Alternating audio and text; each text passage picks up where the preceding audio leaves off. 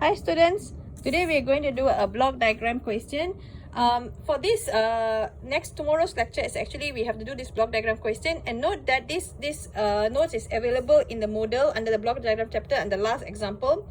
We also have signal flow graph in that notes, but we are not going to cover signal flow graph in this semester. We have already decided that before even the COVID-19, so the notes is still there. So very quickly, if you look at this question, we have this question here. We have G1, G2, G4, G3 and H. So you know very well this is a feed forward, but you cannot solve this because there's a thing here. This is a feedback and you can't solve this because of the same disturbance. So we have to move one of it, and you know very well this is an example of moving plus summing junction. So what I'm going to do is I'm going to move this G2 past this point. So now you have G1, the G2 past this point, which means this summing block actually comes ahead, right? So you have this scenario. So let's check and see. The first line we don't have a problem. Is G1 straight, goes straight to G1 straight to G2 is straight, one straight line. G1 straight to G2 is straight, 1 6 line. And then you have G1 to G2 straight, one straight line. Here is G3. Here now, because we shifted it, is G3, but it'll pass G2. So to take it out, what do I have to do? I have to put G3 over G2. Are you clear with that? Okay. Next, now if you have summing junction beside each other, you can actually combine them and collapse them back.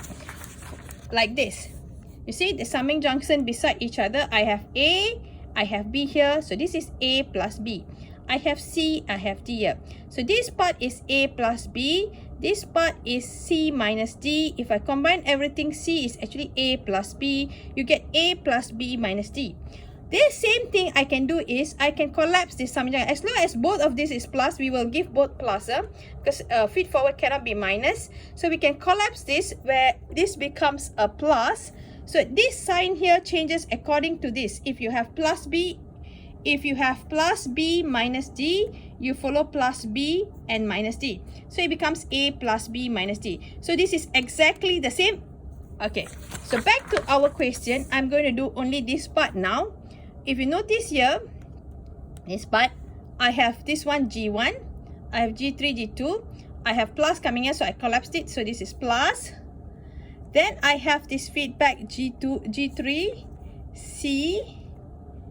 Okay, C, and then it is going, and this part is G4. Okay, so now I collapsed it.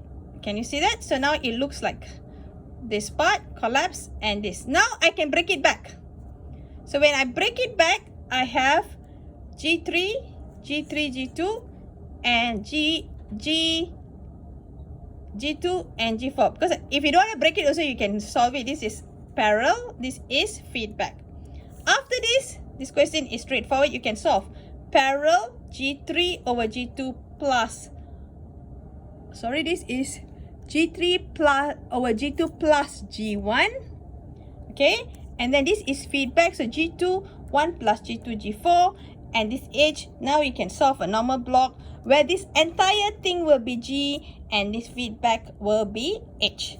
Okay, so that's all for lecture today for block diagram. Please, this should be sufficient enough. There's another example in the notes that you can read through as well. I have uploaded two Moodle on transient response and time response. There's one PDF which is typed with full example under the name of IR Cheong, under my name, but it's the notes is IR Cheong. Please read that for next week lecture or Thursday's lecture. I'll upload things in the Moodle day time by time just to explain some parts of it, but that particular notes on time response is pretty clear on partial fractions, and since we have done all the partial fractions, it's just how to do the partial fraction and solve for time response. I'll update as time goes by. Have a good day.